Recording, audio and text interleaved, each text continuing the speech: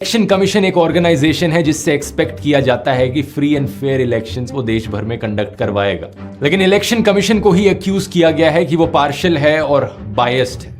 ये एक्यूजिशन बहुत पुराना है। सबसे पहले बीजेपी पॉलिटिशियन नरेंद्र मोदी ने ये आरोप लगाया था।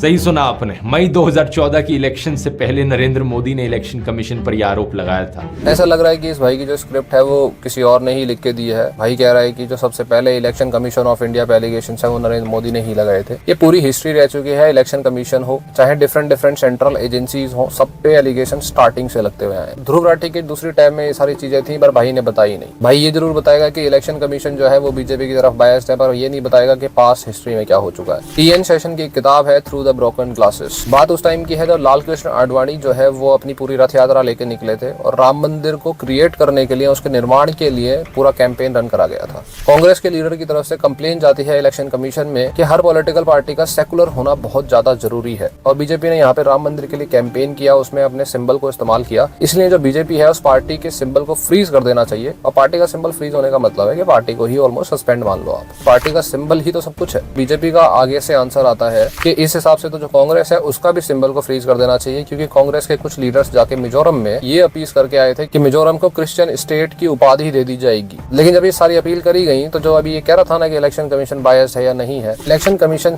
की तरफ से ये बताया जाता है कि कांग्रेस के डी रजिस्ट्रेशन के लिए हमारे पास कोई रूल्स एंड रेगुलेशंस या पावर नहीं है, लेकिन बीजेपी के रजिस्ट्रेशन के लिए हमारे पास रूल्स एंड रेगुलेशंस और पावर्स हैं। तो बीजेपी के अगेंस्ट जो कंप्लेंट्स आई हैं उन चीजों को हम सुनने को तैयार हैं, लेकिन कांग्रेस के खिलाफ हम सुनने को तैयार नहीं है। अगर अपने कॉमन सेंस से कोई भी आदमी बैठा है तो समझ सकता है कि यहाँ पे बायसिंग हो रही थी या नहीं हो रही थी। और इत्तेफाक की बात है कि जो टीएन सेशन साहब थे वो अर्लियर कांग्रेस पॉलिटिकल पार्टी से उनके कनेक्शंस रह चुके थे। हालांकि बाद में ये सारा मसला दब जाता है क्योंकि बीजेपी के पास अच्छा खासा जनता का सपोर्ट था और ये मसला गर्म हो जाता और काफी केओस की सिचुएशन कंट्री में हो जाती।